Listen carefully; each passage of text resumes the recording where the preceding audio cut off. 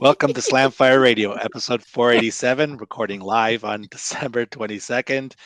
Please note tonight is a double special episode, last of the year. I'm one of your hosts, Mo. I'm Kelly. How's it double special? Just I'm confused. Adriel. I'm Dave. I'm curious about the double special as well. Is this like a double-double?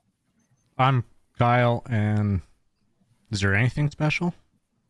You're special. No, it's like, you know when they don't print a magazine and you get a double issue because there's not another magazine coming out the next month.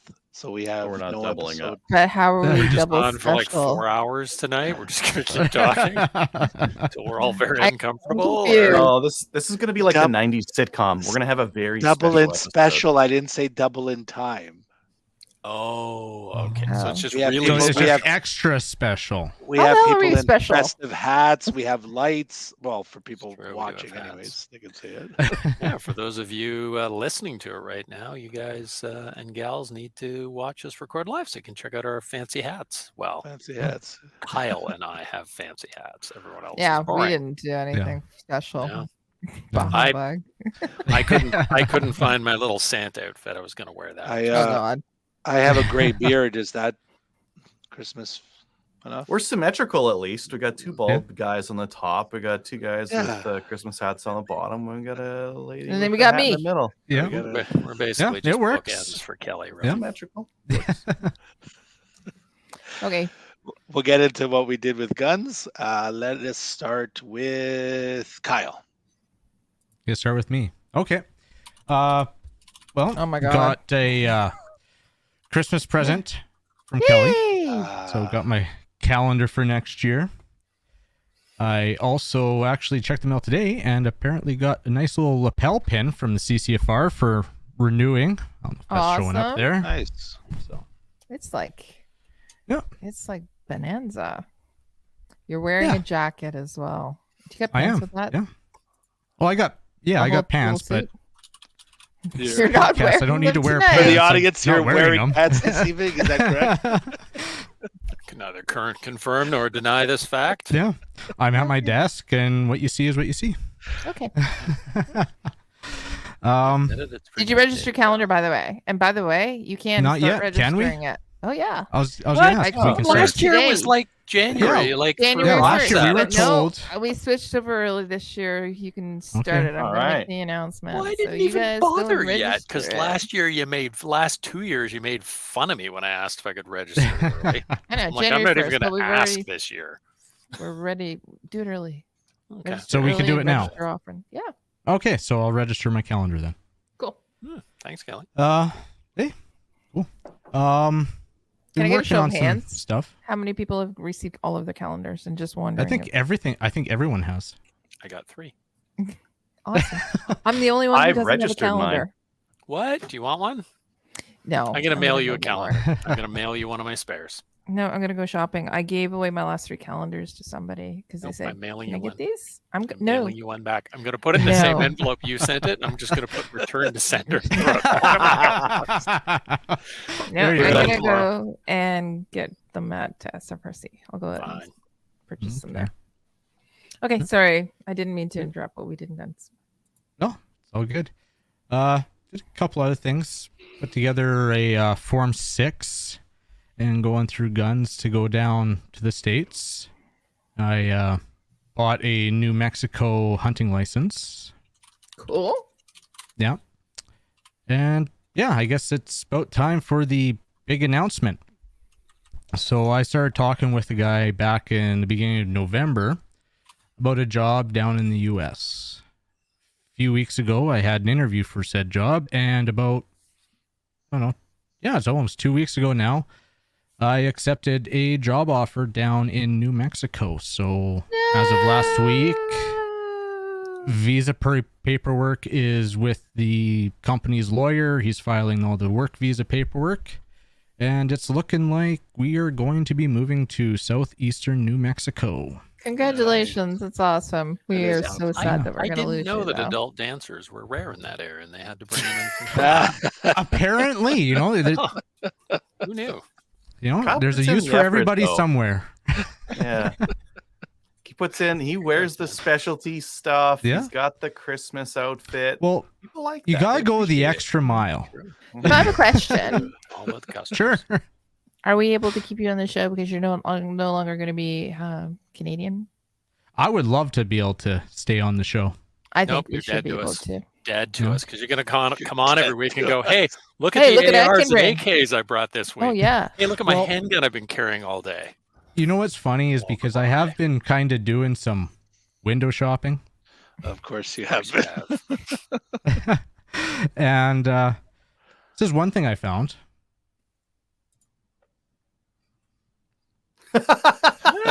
19, sweet. Yeah. Semi-auto. Or- Okay. Now you're just Belt over looks there. like it has more Yeah. than 5 rounds on it. This worries me. Ah, $5,000. For our listeners, it's M1919 Yeah. in A- 762 or 223 with 223 Well- links. Well, it's funny because it says it's with 400 rounds of linked 762 with 223 links. So I'm Maybe thinking they it's just pushed really, really hard. yeah. Yeah, that's Dave? cool. Yeah. There's a bunch of guys up here that have those. Dave, did you ever shoot Yeah. the one that we had at the charity shoot? I did not. Oh, okay. No. I don't tend to actually do much shooting at the charity shoots. I'm just wandering around talking to people and mocking Trevor. So keeps Yeah. me busy. And you typically will help me because you'll carry all my mags and load them for It's me. true. I'm Kelly's mag So- bitch. Kyle, Okay. what guns are you actually looking at? Because if I was moving to the States, I'd be looking at like subcompacts. Yeah, concealed I'd be carry. looking So- at Concealed carry. ARs. So here's the thing, like with New Mexico, I've been obviously looking into a lot of stuff. So for concealed carry, from what I've been seeing, you need to be a permanent resident or a citizen to get a New Mexico carry permit. Okay. Hmm. But I can go across the border. I'm less than an hour away from the Texas border, get a non-resident Texas concealed carry permit, which is accepted in New Mexico. Oh. Cool. Very reasonable. So right That's off the neat. bat, I will be looking at, well, just carrying my Glock 48, but I have been really checking out the SIG P365 X macro. Sexy. So it's a Yeah. That's a sexy 17 little round cut for optic. It's integrally compensated, so it's actually a shorter barrel than the slide, and the slide's been cut. And yeah, so that's been what I've been kind of looking at for a carry pistol. And then, of course, I'm looking upper and lower AR receiver, which I'm thinking of talking to some friends down at Sons of Liberty in San Yeah. Antonio and seeing if they can Awesome. help me out with upper and lower. And of course, going down there, I gotta have the AK-47. Of course. Of course. In fact, actually, I was thinking about this earlier, and remember the goat guns I got? So I got the goat guns here. Mhm. Yeah. I think I actually have a goal. You can match them. Yes, I You want to did? match them. Nice. So yeah, but right off the bat, yeah, the carry. So the 365 X macro. Obviously, I want AR upper and lower right away for competition gun, and then always wanted an AK, so that'll be on the first to buy list. Oh, they're fun. You got to get an AR-10 for hunting as well. You know what? You probably, yeah. Yeah. But here's the funny thing. So I talked with the ATF to find, because there was some misconceptions about going down with a visa and being prohibited to actually possess firearms and that, which is why I bought the New Mexico hunting license right away, because, yeah, technically it's prohibited unless you have a hunting license or even importing. Like if you're being admitted into the country, if I just keep a match registration current, I'm good. Yeah. Or as a non-resident of New Mexico, it cost me $65 US for a year-long hunting license for New Mexico, and that makes me legal. Nice. Oh, cool. So So yeah, with my no, go ahead, Kelly. I was gonna ask. So, no, just never mind. I'll talk to you afterwards. After we're not actually. Okay. You get on pulled over air. by a cop, Well, and you're like, I'm what just are you doing going- with that SIG No, P365? Hunting? Okay, that's what I was gonna No, ask. or But ducks. Well, here's the interesting thing and it actually in their frequently asked questions and everything, the hunting license does not need to be in a state where you plan on using said firearms. Huh. It's just a hoop to jump through, and they We pretty have the much same outright admit that. Yeah, Okay. we have the same thing in New Brunswick? Is it New Brunswick or Nova Scotia where you have to have like a hunting license if you want to go shoot plank. in the bush? Yeah. Oh yeah, it's New Yeah, Brunswick. it's a thing here too. So it's like we can't throw stones too far because we do the same thing. Yeah. So New It's funny, Mexico, eh? Yeah, New Mexico, and with the Form 6, it was funny because I was putting together my Form 6 because of course pistols I can't do anything about them. I have to be able to bring them or change address or whatever. And we've talked offline about it. But since realizing that, it's actually a piece of cake, I can actually still use the Form 6 NIA. I don't have to get special permission from the ATF. I went through, I was like, okay, well, what am I going to sell? What am I going to keep? And I just submitted a Form 6 for 18 guns. So nothing. You're kicking Well, ball. well, I've sold a few, and there's still 3 that aren't on that list. But So with the Form 6, that's you're importing them into the States, right? Technically, but you have to take them it's with it's you a when you leave. it's a temporary import permit. So like our guests were saying, they're good for a year. So my work permit, once it comes through, will be good for 3 years, and I will just have to reapply for that Form 6 in order to keep those firearms legal while I'm down there. You know Okay, what you so you should just really renew do? it, and then you're good to go. You should really actually host our charity shoot down there, and we should all go and visit you. That would be awesome. Road trip. So actually, obviously, I've been looking at this for a bit. There's there's many cool things about it, but we want to talk about ranges in the area. So we'll be living and working around Carlsbad. Okay. Ooh, nice. Yeah, so the city of Carlsbad set aside, it was just over 600 acres for a recreational area.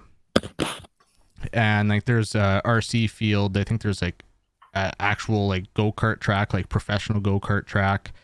And then there's gun range. Cool. Nice. And I believe like the rifle bay goes out to 600 yards. There's a pistol bay. I believe there's some trap, skeet, maybe even some sporting clays. If I can't quite remember that, but I know there's like short range rifle, long range rifle, pistol. It's free.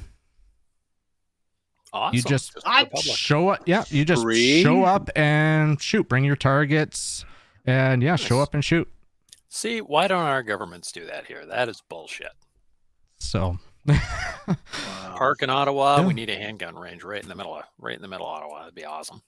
yeah, and from the looks of it, it's maybe 15 minutes from town. Neat. How close is Carlsbad to Albuquerque? Oh, I believe we'd be about 4 hours ish. Oh, okay, so it's not close to Albuquerque. All right. Now, like Albuquerque's more in the middle, and we are in the southeast corner. Okay. So yeah, but that's what's been going on with me and why I've been kind of going through stuff. And if you looked at my place, it doesn't look like much has been getting done because it's just trying to figure out what I'm getting rid of, what I'm taking down. I'm pretty much decided I'm not bringing any ammo down with me. I'll bring down reloading supplies. Even my reloading bench is I'll probably sell that up here Okay. and that. So, but it'll be a bit of adjustment. That's awesome. That's a big move. Oh, congrats, Adjustment. man. Your adjustment's going to be like, I can do that? I can do that? Yeah. It feels naughty. With all It feels this naughty freedom. doing Sorry. it. A bit of a process. We'll go with a bit of a process. We're going to be hyperventilating from all the freedom. Discovery. Awakening. Hyperventilating from all the freedom. I like that. Yeah. Weeping. But yeah, so I'm sure we'll come the new year. We'll hear more about what's going on there. But let's move it along. And Dave, what have you done in guns the last little bit? I got a calendar from Kelly, which made me super happy. So thank you, Kelly. That's freaking sweet. And as well, when I was ordering my calendars for gifts that I give people, I got a CCFR challenge coin, which is Nice. pretty and big, and you could take somebody out pretty good with this thing. I may just Take carry someone's it as eye out. Oh, I don't know. I think you could injure somebody with this thing. It's pretty. Not that I would in Canada, because doing that would be a criminal offense. Yeah. But it's pretty heavy. It's an impressive little piece of challenge coin. It's very pretty, and it says Canadian Coalition for Firearms Rights member. Firearms rights are human rights. Pictures of guns, and then on the other side, it's got the awesome CCFR logo with the AR-15 in the middle of it, the new one. So very cool. Yeah. Renewed my CSSA membership because they pestered me about it, which I don't think the CCFR ever does, because I always miss my renewal date, and I don't know why. You probably got an email. You just didn't. Don't know spam. that I did, because I don't remember ever seeing one. Oh. But I don't know. I don't know. Maybe I did. Maybe I'm just not paying attention. Maybe. I haven't been paying a lot of attention to my my firearms email address the last 3 years for obvious reasons. Paying more attention the last couple months, but had an ORA Ontario Rifle Association program directors meeting, program or match organizers meeting. So we got getting all our dates into the bases for next year. So we're hoping to have we asked for a lot of dates. So we'll see what happens. There's a new guy over there doing the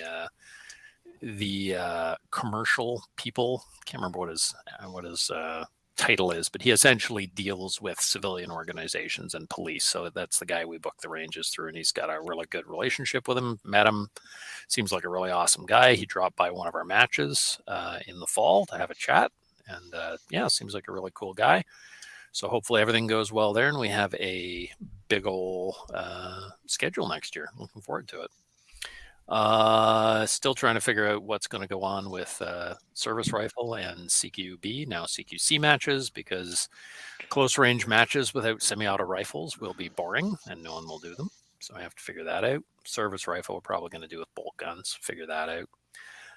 And I've got lots of angry hunter friends, which is amazing. All my hunter friends that were like, meh, handguns, whatever, meh, AR-15s, whatever. Now, all of a sudden, most of them have something that's on the new prohib list. So now all of a sudden they're very interested and very angry, which is amazing. And one of them commented that he hates politics and it's bullshit that he has to be involved just because he likes to shoot guns. No and I said, way. welcome to the last 30 years of my life. Yeah. It's amazing how that works. Yeah, human nature. I can't get too angry about it. We all tend to do that, right? Unless it actually affects us. We're kind of like, I'll do something about it tomorrow. I don't really care. We're all guilty of that in some form or another. But he's mad. He is just so angry. Wonderful. Yes, so I'm super happy. And he's also very angry because there's a spa in his area that's been there for a year, and they've decided that they don't like all the neighbors, which are farmers, shooting guns. So they have complained, and they're trying to get a firearms discharge bylaw to keep anyone from shooting in the area. And there's a big nature area next to them as well, public forest, where people ATV through there, and it is quote unquote, all that fun is quote unquote ruining their tranquil surroundings. Well, you know what to do about that. You pay some tax money to make a activity park. You make like a little like motocross area, and you make a gun range, and you put it in one spot, and then they don't bother you with noise as much. Or I do. Suppressors, noise pollution. Yes. Yep. So it'll be interesting to see what happens there. Whether the one person who owns the spa will manage to convince town council that they should ruin everyone else's fun, or whether town council will tell them to bugger off. I'm hoping it'll be the latter. And that is it. Adriel, what have you been up to? It's been too cold to shoot. It's cold here. Yeah. Yeah. How cold is it? -30. It's so cold that it's too cold for Adriel to shoot. Yeah. Well, I mean, cold. There's the shooting part, which like I could shoot in -30, but then there's also like the driving to the range part, which at this point the roads are pretty icy and dangerous, and you can't get a tow truck. So if you like wreck, you might just die there. So you know, it's that. Might be worth it. Yeah, it's possible. I put out a couple videos. I put out the announcement about Alberta and what's going on there. Put out the Lynx 180 review, which was kind of fun. An old high school buddy of mine found and commented on one of the videos, which was neat. Oh, that happened to me last week. A guy that I used to play video games with like 25 years ago randomly commented on one of my videos. yeah, it's kind of fun to reconnect on some of that stuff. Mm. I'm working on a flashlight vid and a Soviet over/under vid. I've got that thing back there, and I finally worked on that and got it ready to go. So that'll be coming out soon. I ordered So I was looking at the Smith & Wesson Model 41 mags. I couldn't find any earlier in the year, and I saw another video of a guy who said that they work in the Olympia pistols as long as you cut a groove into them. And I thought, like, oh, I want to try that. So I found a place that had them, FOC, and I found that they also had the TLR6 flashlight for my Glock 48. So I ordered both of those. Yeah, I ordered both of those. I got the label pin as well, or the lapel pin from CCFR. I've been seeing those stickers around on vehicles every once in a while. I'll be driving in traffic and I'll be like, CCFR in front of me. It's kind of neat to see. Kind of shows like how many of us there are out there, which is also interesting. I like walking by somebody with CCFR gear and you kind of make eye contact and you just nod. Yeah, that silent code. Like riding a motorbike and doing the wave, that kind of thing. Exactly. Yeah. My uncle was over, made some 44 Magnum. He got a Henry Golden Boy. Is that the one? 44 Magnum. Nice. Short guy. Yeah. And he got one of those. Really nice lever action. With the engraving on it? Like not the engraving you're thinking of. Oh. No, not the trucker engraving. Stupid engraving. No, he got a classy one. Nice. And then I've been doing some magazine organization. I'll see if I can here. Let's see if I can like all your old Soul Fortunes there. Look at that. Gun magazines. Nice. Yeah, so they're all because they were in this bucket before, but the bucket's like ripped itself off the wall a couple of times because there's so much weight from all the ammo. So I had to do something. So I got these magnetic strips from Princess Auto, $12 for 2, and they hold lots of mags. I may have to do that because I've got every magazine that I own is in a tote, and the tote is rammed into a shelf, and the tote broke the other day, and all of my magazines spilled out across. So there must be 50 magazines in there. Well, now they're all on my floor, and I haven't picked them up yet. So that pin's fallen off the wall like 3 times for me. It's just too much weight; it just rips off, and then they're all over the floor. And it's just not convenient to dig through for magazines. Yeah. So just I couldn't put any of my Glock mags up there. Like as soon as you have a couple of rounds in even the Glock mag with the metal liner, they kind of start sliding down. But I have a ton of metal only mags that fit just fine up there, and now they're not in the bin, and the bin is just my plastic mags pretty much.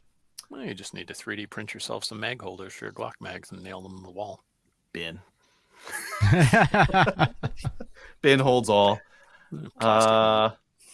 Yeah. I got, aside from that, like I'm just looking for other things to do in the winter. So I got a ping pong table.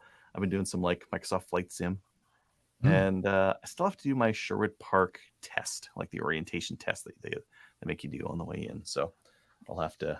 You haven't done that yet? I'm so lazy.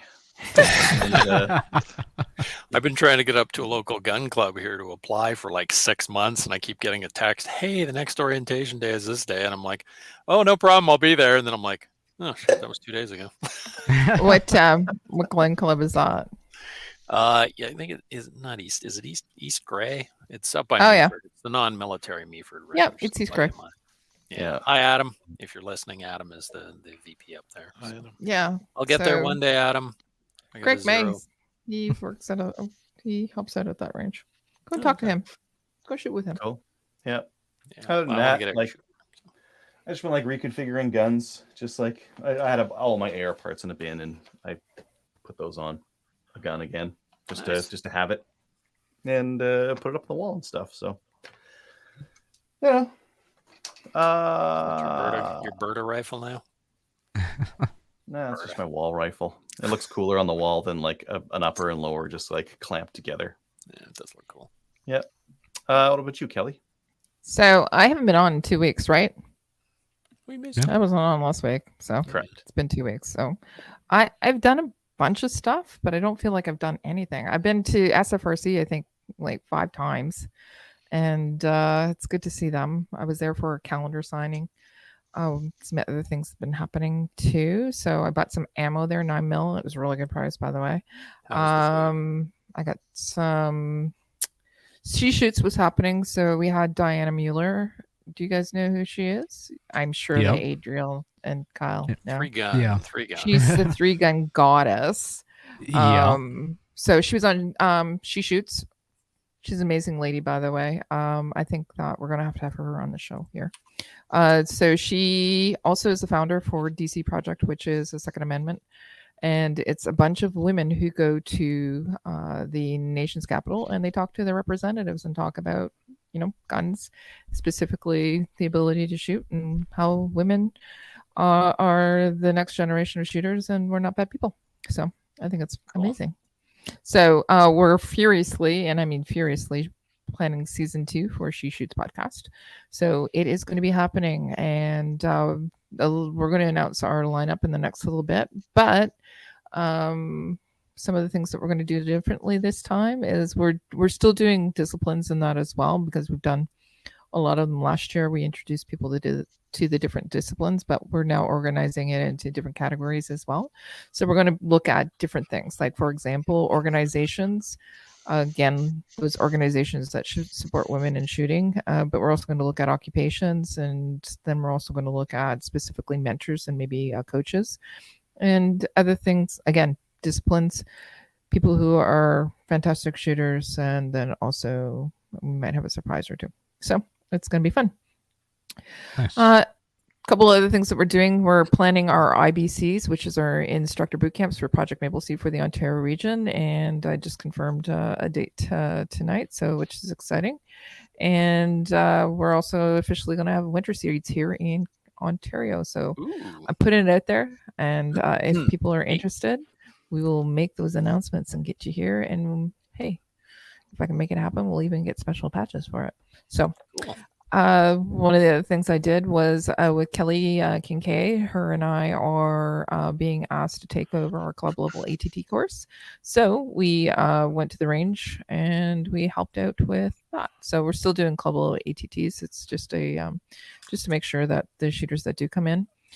Is it just so that they know like who to call at the government to get the ATT, or who to email, or do they know that they get an automatic ATT when No, they? it's the handgun course, safety course. Handgun safety. Handgun safety. course, right? You call it a club level ATT, but it's actually a handgun safety Yeah, course. they did the same thing at a really. Yeah. Anachronism. So It's outdated. it's the club. It's the club saying, you know what, we just want to make sure that you're a safe shooter, and then once you actually do that, then you can come in and shoot your pistol by yourself or whatever. I So always found it a we little ran bit it. amusing at a lot of clubs that you can just go shoot your non-restrictions, you're good to go, but handgun you have to take the course. Yeah, well, it was a good thing that people did come and take this course. I'm just Oh, yeah? saying. I felt horrible for all guys, and I walk into the room. Hey, I know your father. I'm going. Oh yeah, who? And he tells me who. I said, yeah, he's my dad. And at the end of it, I said, so when you see my father next time, tell him I wasn't mean to you. Lies. Why do you pay people to lie, Kelly? I feel horrible because I did feel horrible because yeah, Kelly and we took them out and did their live fire with them, and then we were just putting them through the gears if they were nope. All right, here's what we're gonna do. So we went through the fundamentals with them, and those that could shoot, they shot really well. Those that needed a little bit of help, they were able to get what we needed out of them, and we were able to sign off on it. So it was awesome. Lots Had of a bunch of push-ups and fun. laps. What? Lots of push-ups and laps around the range. Yeah, we didn't make anybody cry. I think there was a couple of people close, but yeah. Anyways, I just want to let everybody know that the calendar is out officially. So go to the CCFR website and purchase it. Yes, there is a $15 flat rate fee for shipping it across Canada.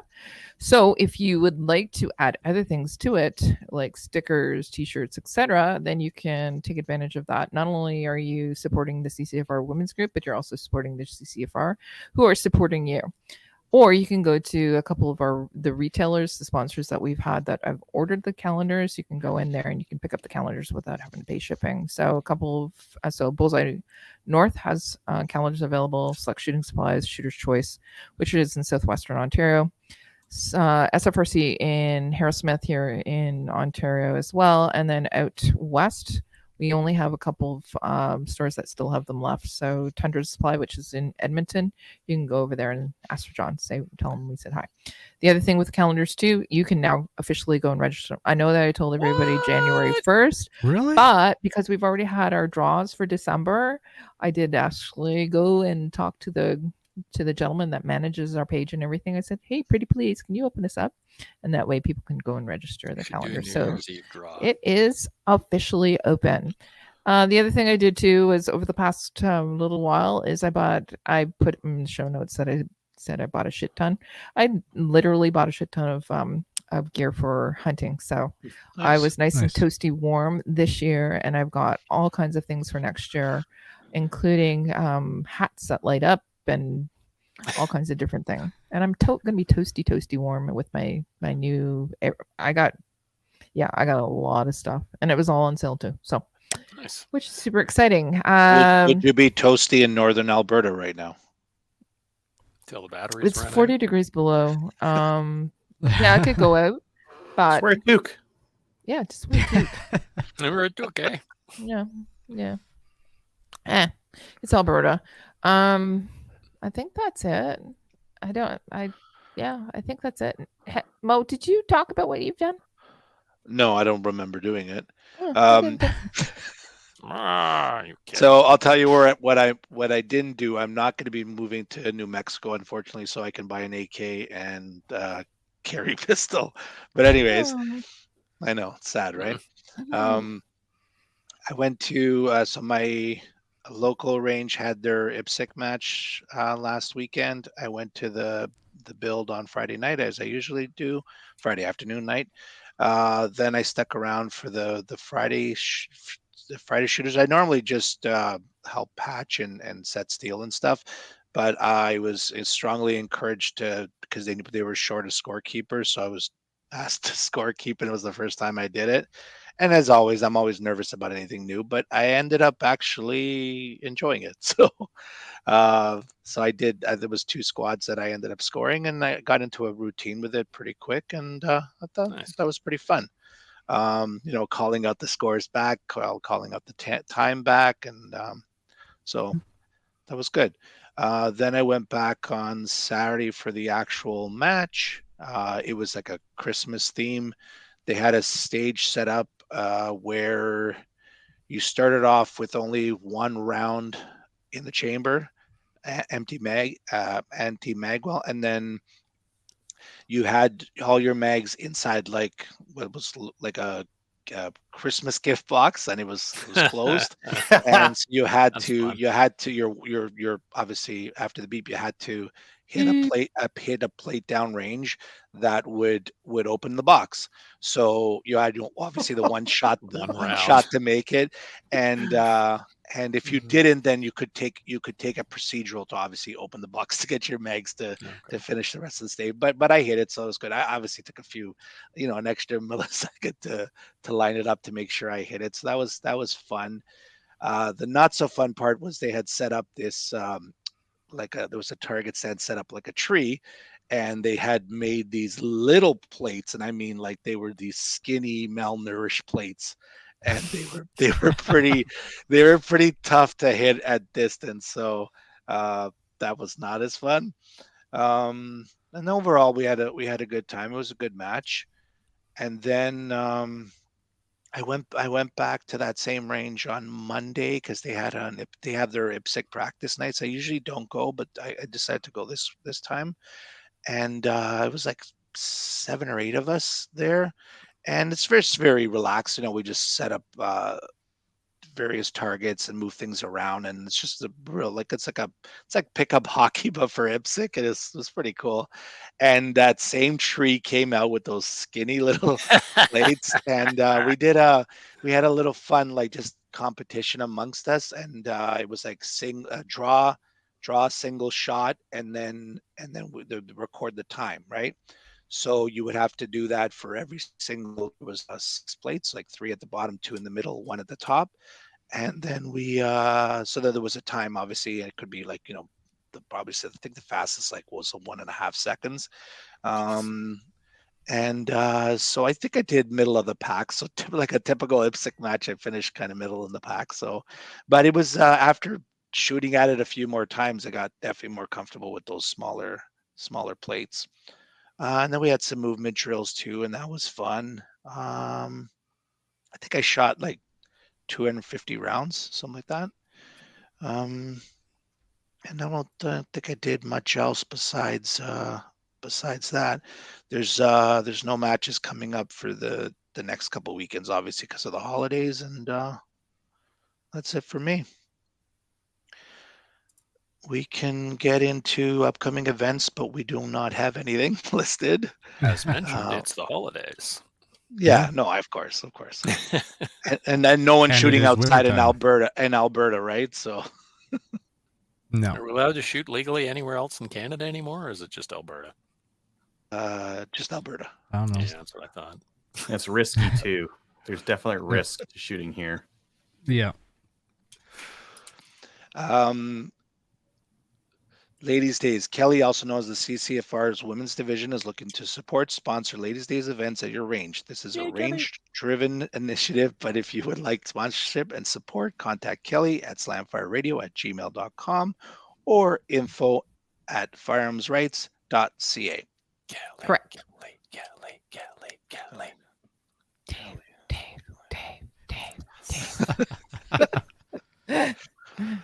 Hello. Okay, so we'll get into the news. We have Barton's Back Alley Range now open in Grand Prairie. Barton's, sorry.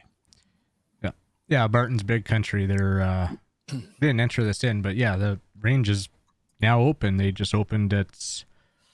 What is it, like just under 20 meters indoor range? Actually, really nice retrievers, nice range. I actually had to go in there and do wire up some live range lights for Mike there. But yeah, it's a nice looking range. He's spent enough money on it, and I believe he's going to have gun rentals there as well. So we'll have that's 2 indoor ranges with gun rentals in Grand Prairie. So that's pretty cool. Amazing. Are they going to be an in IPSC club? They're going to actually probably focus a little bit more on tactical for the extracurricular stuff. Like the owner and the group that he hangs around with are more on the the tactical side of things. Okay. And who put in the next story, the traction apology from the Montreal Gazette? That was me. That one's delicious. Delicious? Well, it is and it isn't. The isn't part is I think it's Winston Churchill's got a saying, the lie gets halfway around the world before truth gets a chance to put on its pants. And I think that this is a good one because I'm going to share my screen just so people can see here. But the Montreal Gazette put out a retraction about the poly thing with CCFR. They said they got it wrong, and they put out a retraction and apology on it. I wonder why they did that. Well, because it was a lie. Marco needs to lie about everything around this gun bill. You know, a bill is good when they have to lie about it at every turn, right? Yeah. Oh wait, no, I guess. Yeah. So for people who aren't aware of what happened, the Lacal Polytechnique, the government's pet anti-gun group these days, they posted a stupid Twitter thing where they posted CCFR had posted some of their merch, and Poly tweeted that CCFR doing what CCFR does best, which I don't know what that's supposed to mean, and CCFR tweeted back and said, "Hey, thanks for the free advertising. We're gonna run a 10% off with #Poly for the discount code." And then Poly got all, oh my God, they're somehow selling this because of No, the they did- upcoming anniversary. No, they didn't react right away. They didn't do react. anything. They waited a couple until days. Yeah. the day before the anniversary. Right. Yeah, It's Then they talked. they're Yeah. opportunistic cretins. That's for sure. No, Well, they're not crazy. yeah. They know what they're doing. They didn't mention the fact that it was how many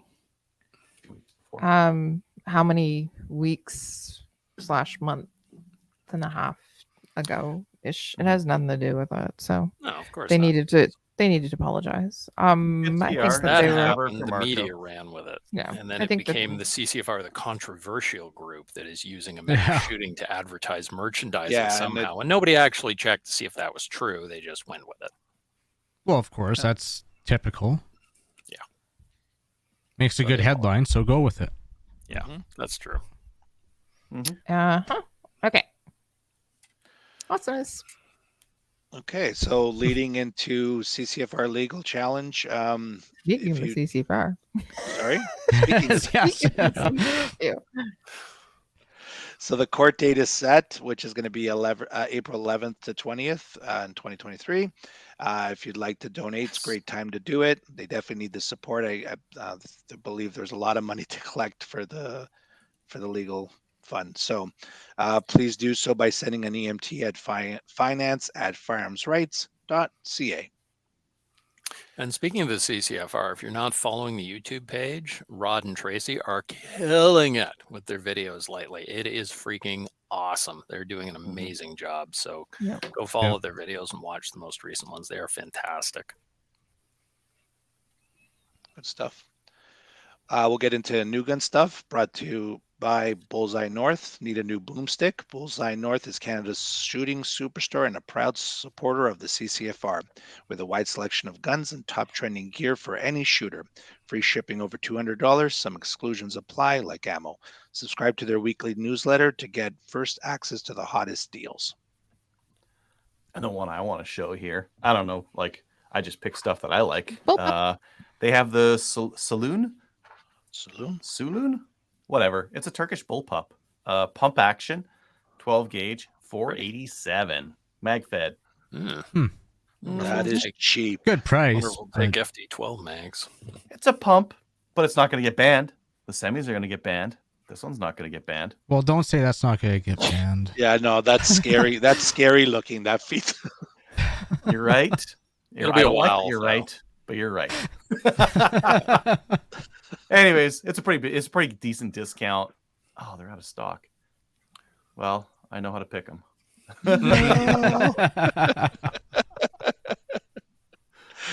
All right. Next one on here is Rangeview Sports is doing a flash sale. This is good for today only. Ooh. They have the FN PS90 for $2,100. Nice. And they have the Tavor 7 for $2,900. I'm rounding here, but based on that pricing, I feel confident in my rounding. Kind of want one of those Tavors for deer hunting. And that X95 is a good price because most people are at $22.99. Most people are selling it at 26.5, 27. Yeah, $22.80 for FDE or $22.99 for the black X95. Yeah, that's a great price. Yeah, get them when I can.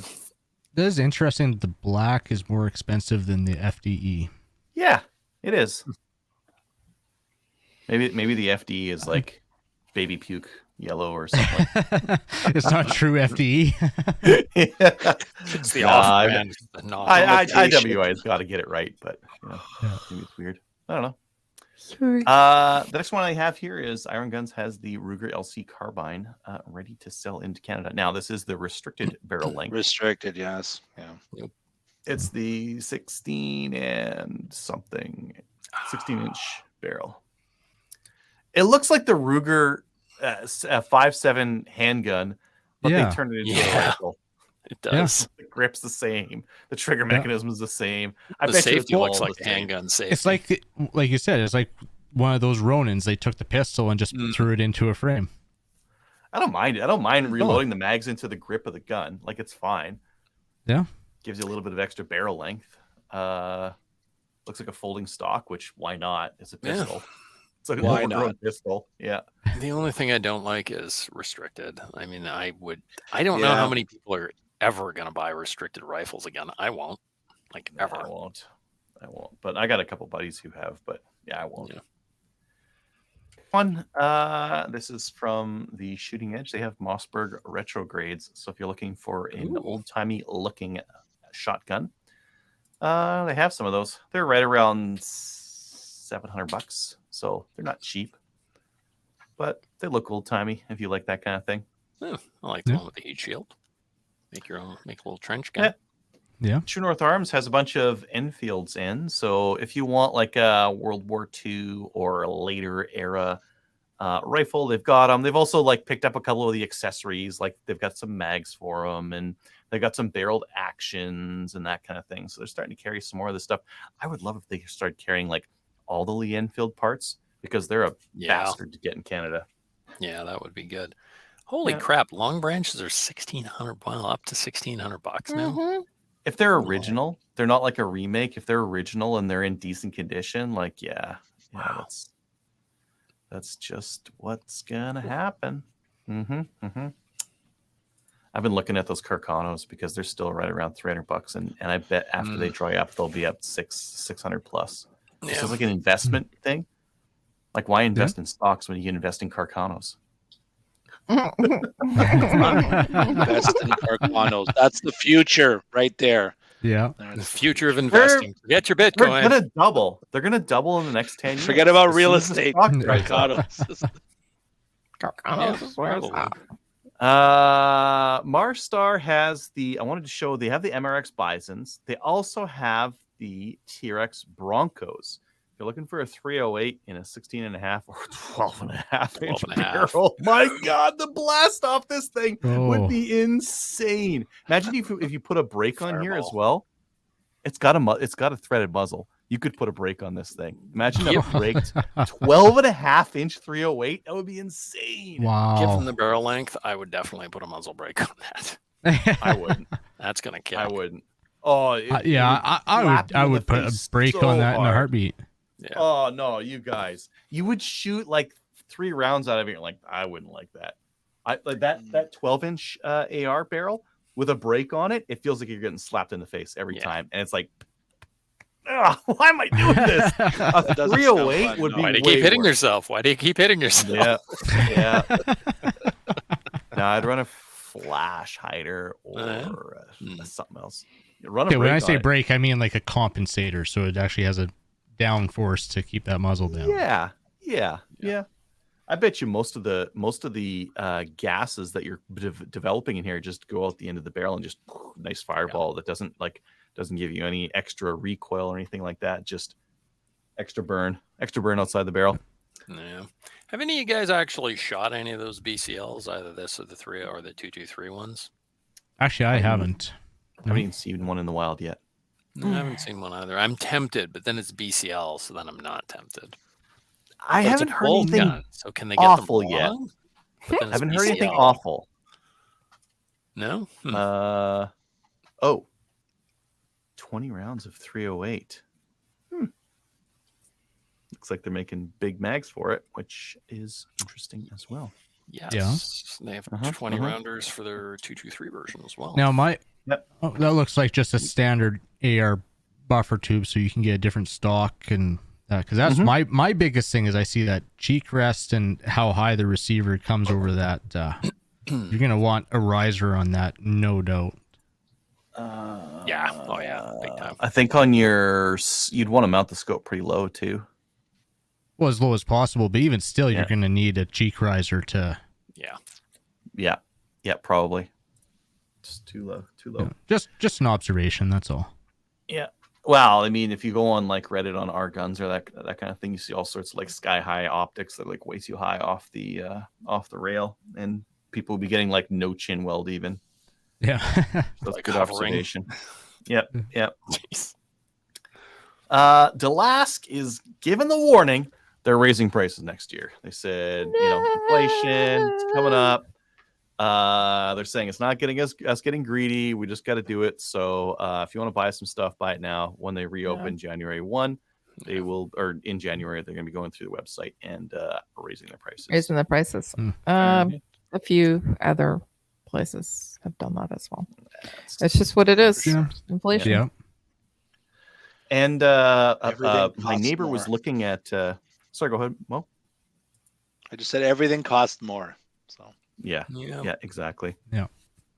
My neighbor was asking like where to get the cheap 9mm right now. I looked at a couple different places. Rangeview had some cheap stuff. FOC had some cheap Yeah, stuff. I I've been think this is looking. the cheapest. I'm Tenda making has air some. quotes as you're saying cheap.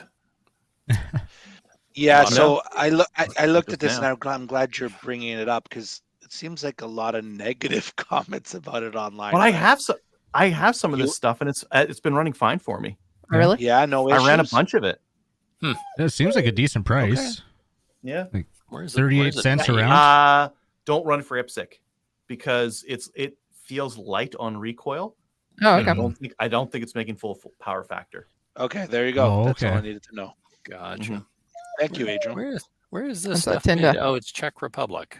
Merry Christmas. And for tonight's main topic, we have Russ and Matt on to talk to us about the NRP Nationals that were held in Texas. Is that correct? No. No? It was pretty close. But it's a good effort. No. Somewhere. That were held somewhere. No, the location was right.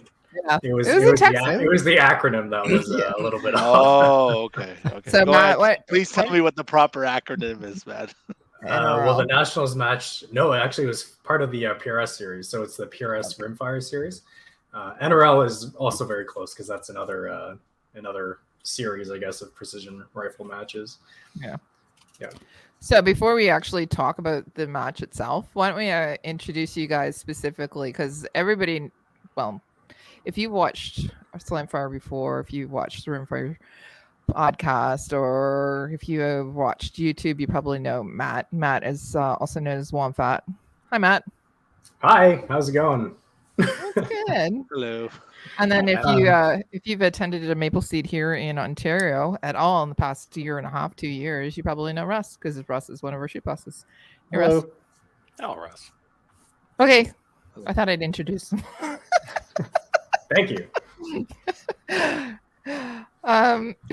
So both you, PRS here in Ontario is huge now, but across Canada as well. 22 specifically. So you guys, why don't you tell us about the Northern Fire Series up here first and how you progressed down to the national championships that happened down in Texas. So what was the first piece of it? Matt, why don't you actually tell us a little bit about Northern Rimfire first, and then Russ will talk to you about the different classes and that.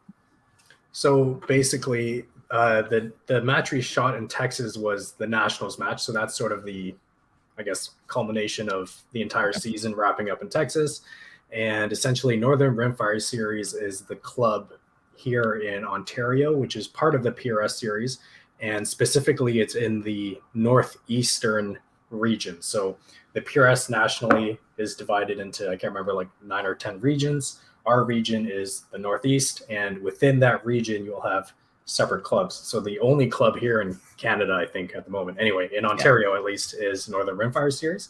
So if you participate in the NRS, you can accumulate points in order to qualify to shoot the regionals, which was back in October, I want to say.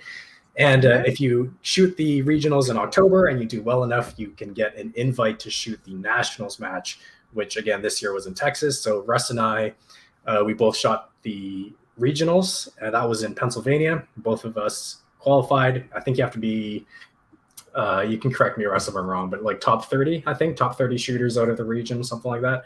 Wow. And if you're top 30, you get an invite to Texas, and then in Texas, it's basically all the best shooters getting together to see who is the reigning champ for that year. And I think it was a lot of fun. Like this season, for me personally, I saw a lot of growth in my skills in PRS, which I was very happy with. So I earned enough points throughout the season to do a little bit better here and there, get my points in the regionals, and then go to Texas, which was kind of the big showdown between all the shooters that showed up. So Pennsylvania, so they're part of that northern area as well. So it's not just Canada, it's the US as well. And I know that Russ, you want to talk about the different classes, because I know Matt and you were shooting different classes as well. Yeah, sure. So There are two main divisions. There's open and production. So open division, anything goes as long as it shoots 22 LR, Yep. commercial 22 LR. You can run it. I shoot in the production division, which is a little bit more entry level. So there are dollar limits and restrictions on what equipment you can use, specifically your rifle and your scope. Right. Under PRS rules, and the rules are different in Canada and the US, but we're talking about US rules here. Under PRS, Precision Rimfire Series rules, your rifle and scope combined have to cost less than $1,500 US at MSRP, and you can't modify anything that would improve the accuracy. So no upgraded triggers, no barrels, can't swap out the stock. You pretty much have to run it more or less as it came from the factory. So I shoot in that division. Okay. And You mean you used to shoot in that division? That is true. Yeah. So for all of 2022 and actually all of 2021, I shot in the production division. But he's stepping it up. I'm moving on up. So when you say $1,500 for the production division, that has to be like a factory gun. You can't have a custom built gun for $1,500 US. That is correct. Yeah. So there is something that says that whoever produces it has to produce some certain number of them to make it a factory and not a custom. It's kind of like auto racing rules. I was gonna say that's very similar to something like production and IPSC. Yep. Same idea. Yeah. So Matt, you actually do not shoot in production. You shoot open. Yep. So when I started this whole sport in 2020, I started in open just because I already had sort of the whole setup going on. But what I actually like about production rules for the PRS is since it just gives you a dollar cap for the entire rifle optic combo, you can do a lot of sort of tweaking, like how much, do you want to prioritize the rifle or the glass, and then whatever leftover money in the 1,500 you use on the other part, right? So it's cool seeing sort of the different setups in the production division specifically, because open, everyone has rifles now that cost, I don't want to say like obscene amounts of money. Yeah. So open is open. You shoot whatever you want. And production, obviously, you have to be a little bit more, I guess, particular in what you spend your money on. So Did you guys have to get an invite to go down to Pennsylvania as well? You had to earn a certain amount of points, correct? I don't remember, Russ. Do you remember? I don't think there was an invite required to go. I thought there would be, but no, I actually don't think at the end of the day there was a. I think technically, if your region has enough shooters, and I don't think any region had enough shooters for this to be implemented, but there is a qualification for regionals. However, there's so many spots in regionals. If you want to go, chances are you can make it. So I think that's what happened. Whereas Texas, for sure, you need to be one of the top shooters to get an invite to that. Top 30. Right. Just say like you're the best in Canada, and how are they going to check? Hey, just one up here, eh? I outran my sled dogs to come do your competition. Yeah. All right. Well, I mean, I'm sure it's the same as IPSC. Like all the scores are tracked and on their site and whatever, so you can see where you stand nationally. Yeah, the way the invites worked, it was after your regional finale was done. So the Northeast regional finale was all the shooters from like West Virginia, Kentucky, Ohio, Pennsylvania, Ontario, whatever, all of that Northeast region. Yep. Once that's done, they'll go down the list. Definitely. There are 30 slots for open, 3 slots for production, and then there's 4 additional classes. Those are junior, senior, lady, and mil/Leo, military law enforcement, active duty. So that means there's a total of 37 invites available for each region. So for Northeast, there were 37 people who would get invites. Yeah. And I think 10 or 12. I was going to say, okay, let's talk about the Canadian contingent that went down to Pennsylvania. Oh, okay. Right? Because the Canadians, when you guys did go down to the regionals, you kicked ass, basically, right? I was quite happy with how really, the really Canadians well. did. Yeah. We were disproportionately well represented near the top of the board. What do you think that is? Yeah. Why? I think it was probably harder for us to get there, honestly. Like there there's a lot of people who shoot in Ontario, and like well over 100. And the most serious ones, I guess, are the ones who like, okay, I'm going to do this trip to Pennsylvania. Yeah. Whereas for the people who are in Pennsylvania, it's just kind of more of a local match, Yeah. right? Like it's the finale, but it's close by. Okay. That might be one. Also, I think we shoot at longer distances than I've seen at most of the U.S. matches I've gone to. Which I was totally, Hmm. I was floored when That's you told me that. Yeah, that's Yeah, wild. so our typical Northern Rimfire Series matches will have targets out to and beyond 400 yards. Like 420 might be the furthest distance that I've seen in a match. I don't know, Matt, is that your experience? 420? Yeah. Yeah. Well, Whereas for the US matches, I rarely see anything over like 280 or 300. Yeah. You? But what's the difference between their targets and ours? Now their targets in close are much smaller. They tend to have like 1.5-inch targets at like 130 yards. Wow. But on the flip side, they're shooting off of much more solid barricades because our barricades have to all fit in Adam's trailer afterwards. So everything is just posted into the ground with T-posts. Whereas a lot of the fixtures in the American matches are like they're solid fixtures. Yeah, they're like buried into the ground, and you can load into them as hard as you want. So it is different, and I think they're both balanced. On either side of the border. The difficulty is, as you get higher, like obviously the regionals is a really tough match and the nationals is a really tough match, but in the season, I think they're about the same in terms of difficulty. You know what? I think the part of the difference is just our setups. Like a lot of the clubs that we've shot at in the US, it's a club, it's a fixed location. They can set up permanent fixtures, permanent barricades. They often have a fixed limited distance they can work with. Whereas our matches, we don't have like a single location. We're kind of like the traveling roadshow around the province. So there's matches all over the place, and they're mostly field matches, right? Like it's a farm, right? So you've got lots of distance, but you don't have any permanent fixtures. So that's the style ends up reflecting that. Okay. Yeah. So Canadians overrepresented, obviously, in northeastern regionals. Well, I can give you the numbers on that. So there were 95 shooters at regionals. Mm-hmm. I think we had 14 Canadians attend. Of the 37 spots available to advance, I think Canadians took 10 of them. Oh, excellent. Nice. Of the 9 trophies that were handed out, Canadians took 4 of them. Wow. And of the 2 divisions, was it that many? Oh, yes, I remember the pictures. Wow, that's awesome. So there were 9 trophies handed out, 4 of them went to Canadians, and of the 2 divisions, open and production, a Canadian took both of them. Wow. Nice. So congratulations, you guys. So Grant Sparling, who did superbly well, took the open division, and I took the production division.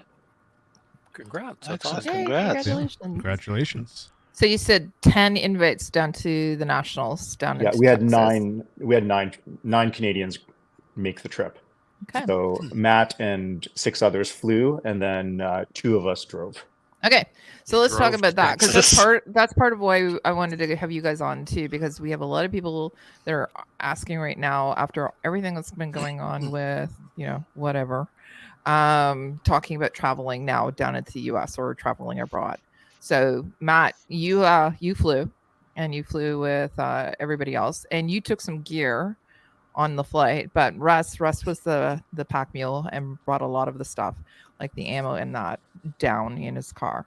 No, I mostly brought the bulky, like awkward stuff that gave wouldn't Russ fit my in the tripod. Yeah. Okay. I brought people's like shooting bags and like sandbags and tripods and stuff that you wouldn't want to pack onto a plane in your carry-on, or would put you way over your weight limit. Yeah. So let's talk to Matt about going through the process. Was there anything special you needed to do to actually fly? I will caution anyone first off by saying do your own research, because I don't want any liability. But what I did personally was first off, you have to be careful, because a lot of the videos you'll watch on YouTube are Americans flying with rifles or firearms. And in Canada, I think Air Canada specifically says you can't put your ammo in with your firearm, which in the States you can do, like in the same container, I mean. So that right there means if you're flying within Canada or out from Canada, you basically have to have 2 checked items if you're bringing a firearm and your ammo, obviously. So my firearm was obviously in my Pelican case, and then I had another checked luggage with all my match equipment, including my ammo, which was in a miniature Pelican case and locked and everything. So that worked well, but you have to also be careful to stay under like the 50-pound limit, or else they'll charge you out the wazoo for overweight baggage. So what's funny is when I left Montreal, my rifle case weighed like 47.5 pounds or something. When I left Houston to come back, I know for a fact there was less stuff in the rifle case, and it was measuring at 52 pounds. And I was like, your scale is off, man. Like, there's no way. Anyway, so I took my bipod and a couple things out to come back to Canada just to keep it under the 50-pound limit. But yeah, just make sure obviously it's under 50 pounds, unless you don't mind paying, and that your ammo, if you're flying out of Canada, is not with your rifle. Another tip that was good that I got was make sure you have a lock for every single one of the eyelets in your case, which is a silly rule. But if you have 4 eyelets in your rifle case, if you lock 3 of them, but one of them doesn't have a lock in it, for some reason they have a problem with that. So just make sure you have enough padlocks. And besides that, theoretically it worked, but I would not fly. If I'm flying to somewhere in the States for a match, I now will cross the land border and fly out of Syracuse or Buffalo, because it was such a headache transitioning between the countries, as well as switching between Air Canada and then United, because they don't communicate very well. And I've crossed the land border many times now, at least half a dozen times for matches, and it's been pretty smooth. So for me, it's not worth the trouble with the airline trying to do it. So I'm just going to do domestic within the States next time, because it was a really big hassle, to be honest. So that's my tip. If you're close to the border, just drive to the States, cross the land border, and then fly domestic, because it was kind of a disaster for we were delayed almost 8 hours getting to Houston, and then coming back from Texas to Montreal. The flights went smooth, but at the Montreal airport, we were delayed almost 3 hours because of the firearms. So it was just when you say you were delayed by the firearms at Montreal, did they ask you extra questions? Okay, what was the process you went through? So I think it comes down to the fact that Air Canada in general probably doesn't deal with as many firearms coming in, because when we got to Texas, for instance, you knew exactly where to go. They said, okay, if you oversize baggage and firearms, go to the whatever baggage counter, and it was fine. They just check your ID, you can get it. When you get to Montreal, they have no idea what to do with firearms. They don't know if they should put it on the regular carousel, put it on the unmanned oversized baggage, or put it into secondary. So Robert, Colin, and myself all flew to Montreal on different flights on different days, I think, too. Robert's was like severely delayed. He waited a few hours. Colin's rifle just came out on the regular carousel like before he arrived. So his rifle was just spinning around on the carousel. Like, thank goodness someone didn't just take it, right? Perfect. And then my rifle, the reason why it was so delayed was they told me it would come out on the oversized baggage area. Yeah. And I was like, okay, well, I'm going to stand there, obviously, because when a rifle comes out, I want to make sure I'm in possession of it, all that stuff. So I waited there for like an hour, asked the guy at the baggage counter. He's like, oh, no, like, just keep waiting there. It'll come out. I was like, okay, whatever. I had air tags in my rifle case as well as my luggage bag, so I could see they were in the area. And I was like, hey, it's not coming out. Something's going on here. I go back to the baggage counter like 45 minutes later, and then he's like, another guy was like, oh, is it a rifle case? Oh, that's actually in secondary. I was like, thanks. You could have done that 2 hours ago. Wow. So I go to secondary, and then a lot of stuff happened. They finally find it in the back somewhere. So I think technically the way they handled my firearm by putting it to secondary is actually what it's supposed to happen. Yeah. Technically. But again, given the fact that that didn't happen to 2 of my other friends, like, they just have no idea what they're doing. And the reason why I was waiting at baggage 2 is because I know Colin and Robert arrived back to Canada well before I did, because my wife and I stayed a few extra days just to check out Houston. And they said it wasn't a secondary, so I didn't wait a secondary, but clearly they're just very inconsistent with how they deal with firearms. Yeah. Yeah. So did you have to fill out any extra forms or anything? Yeah, tons. It was like a stack of paperwork. It was awkward too, because you have to open your rifle case for them to inspect it. But in Canada, they just tell you to open it when there's like 50 people lined up behind you, and it's a bit awkward. Alrighty then. Yeah. That's really awkward. No to problem, do. boss. And then you have to put like the slip into the rifle case, a carbon copy into the bag with the ammo in it, and then you keep one on your person and all this stuff. So yeah, lots of forms of stuff. But again, like it worked. I got my rifle there and I got it back. But in the end, I wouldn't fly out of Canada again to go to the States. Just my experience driving was so much better. Okay, let's talk to Russ about his experience driving. Now, I will mention that Russ was also traveling with a pistol as well. Yep. So let's talk about that. And even with that, it was still better than what pretty much all the people who flew had to deal with. All right. So the process starts long before your trip. For the US, if you're bringing any firearm in, you have to file a Form 6 NIA with ATF. Which is the same for flying, by the way. Like I had all that. Any border crossing, you're going to have to do that well in advance. The turnaround time when we did it was like 2 weeks. So, 2 weeks when you got it right, an extra 2 weeks because I got it wrong the first time. But so a month. But once you have that, and it's good for a year, my suggestion is any firearm you plan on bringing into the country, just put them all on the same form. And then whenever I go, I'll just print up the form, highlight the specific firearms that I'm bringing, and make it easy for the person at the border crossing. And then what I also do is like take a white grease pencil to all the serial numbers so they can actually see them in the dark. So make their life easy. That's a good idea. Yeah, that is a good So idea. anyway, going in every single time, it's been the same. It's, I'll hand them my passport. I'll hand them my Form 6. It's highlighted what I'm bringing. They'll ask, where you headed? I'll explain. I'm going to a competition, whatever. On occasion, they've asked me, do you have an invitation for the competition? Technically, you don't require it, depending on what visa or not visa you're entering under. Most Canadians are entering under a visa waiver, so you don't need this. But I don't feel like arguing, so I just print it up and bring it with me and show them what they ask for. It's never taken me more than 20 minutes crossing into the US. Even with a handgun, makes it like no difference. It's just all they do is check, does the serial number match what's on your Form 6? Good, have a safe drive. Okay.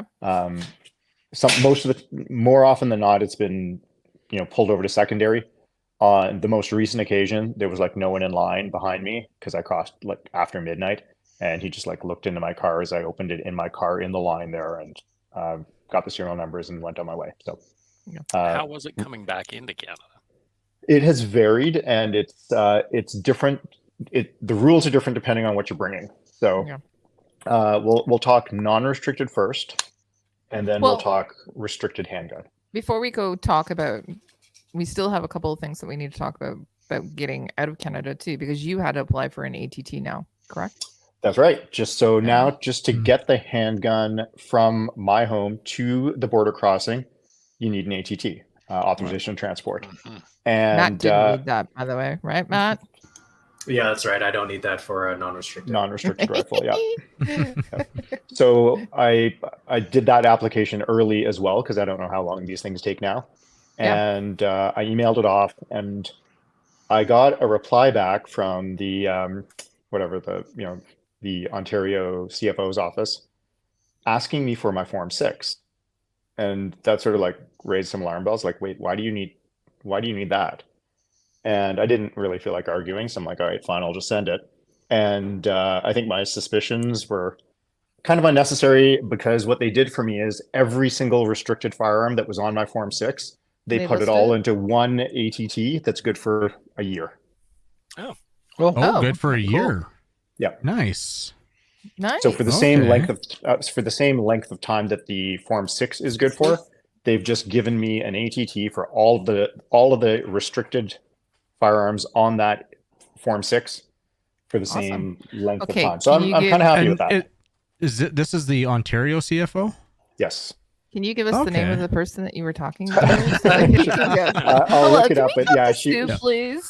Yeah, she was really helpful. I was at first questioning, like, wait, why are they asking me for this? Like, they shouldn't need it. But the fact that they did ask me for it and gave me like one piece of paper that's good for all of them for a year was like, hey, thanks. Someone's thinking.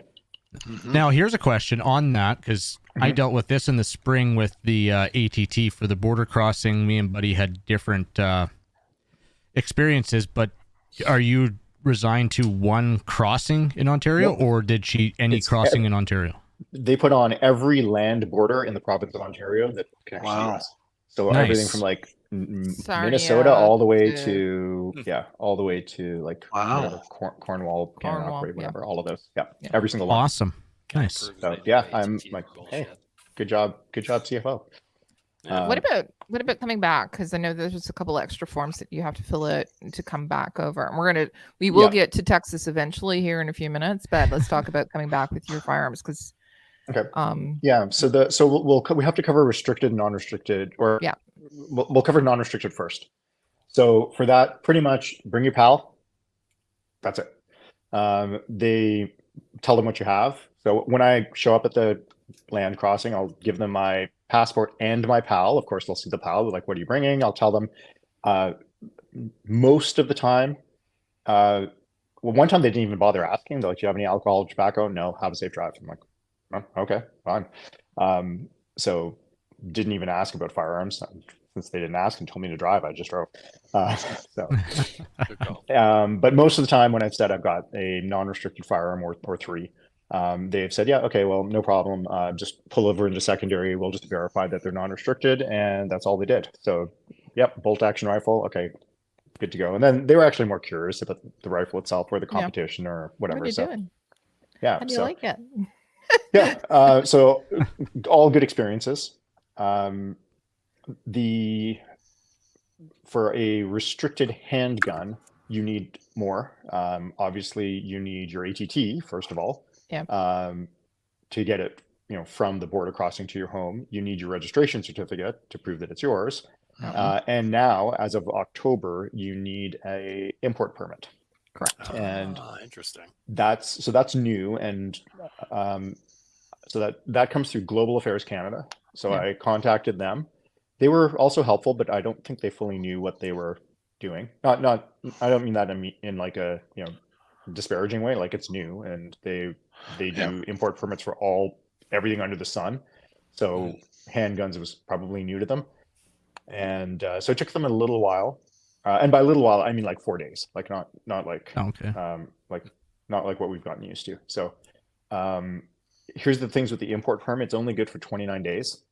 So I'd initially inquired about it like 2 months in advance, and they're like, "Yeah, there's no point in getting it now because it'll have expired by the time you're actually crossing back. So get it when you're closer to when you're leaving." And that made me a little anxious because I'm like used to waiting for months to get things. So, Yeah. but they got it to me in 4 days. There is a fee that you're supposed to pay, and it's like $15 or something like that. It's technically dependent on the value of the handgun. Yeah. But they never actually asked me to pay it, and they just gave me the import permit anyway. So, okay, cool. So anyway, so that's all the paperwork that you need. You need your PAL, you need your ATT, your reg cert, and you need your import permit for a handgun. Right. So you need to do that. You said it was only good for 30 days, but you still need to do it in advance before you cross over the border. Before you come back, because you can do it all online. Like I technically got it finalized while I was in the US. Oh, okay. So it's good from 29 days from when it's issued. So if you're out for longer than a month, then you're going to kind of have to apply for it while you're out of the country. Yeah. But do it like at least, I'd say, a week before you plan on crossing back in. Okay. Perfect. And I don't know if it's one import permit per handgun or one for all of them, because I only had one. Okay. Well, So it's you can actually go and call them and ask. and they were actually really, really helpful. That's awesome. They didn't love the fact that they had to do this, but they did do everything they could to make it easy for me. Because they're Well- probably sitting there going, "Oh, this is stupid." Well, Yeah, there's more not work enough for them to have to people do, and so, more yeah. work, right? Yeah. So, okay. All right. Now that we've talked about that, and we will what we'll do is we'll post the links for those two so that people can get them. I know Kyle, I had an inquiry about it last week, and Kyle said, "Here, go to this group and it'll direct you to where you need to go." So we can actually post that in the comments field as well. So if people want to know who they have to contact about these import, export permits, we can actually post that there too. So let's talk about, you guys actually have now flown down into Houston. Let's talk about that. So how did it go? Well, I drove there, so it took me a while Well, to yeah. get there. I didn't like. Yeah, I didn't get like cross straight into Houston. But the trip was fun. The trip was fun. 25 Sorry, hours of driving. Tyler commented one for all for as far as how many expert permits you need if you have multiples. And Tyler Yeah. just come back from IPSC Worlds, so he's saying one for everything. That's Awesome. awesome. Thanks, Tyler. Okay, so yeah, let's talk about getting to Houston. The competition itself. How many people were there? You said that there was different classes in that as well. And how many Canadians went? How did you do? So, where do we want to start with this? I can give you some big picture numbers, and Okay. then we'll talk about how each of us did. So the match overall, I think, had 191 shooters registered. Wow. So broken up into 20 squads. There were 20 stages, and on 2 separate fields. So there was a practice day on the Friday. You got a chance to shoot on just about everything. You didn't have the matchbook yet, so you didn't really know what props or what targets belonged to which stage. But you had a chance to through your ballistics and all of that beforehand. Saturday was day 1. Squads 1 to 10 started out in field 1. Squads 11 to 20 started in field 2. And just like an IPSC event, your squad runs through, and then you move on to the next stage. How many people were in a squad? 9 or 10 people per squad. Okay. Yep. So of the 191, I think 188 finished. And there were 9 Canadians shooting. Yeah. Grant and Matt were in squads 1 and 2. The bulk of the Canadian contingent was, I think, in squad 7, I want to say. And then the 2 of us who didn't register in time to make it into squad 7 ended up in like squad 13 or something like that. Okay. So were you squatted according to how you rank nationally? Partly. Matt, maybe you should cover that.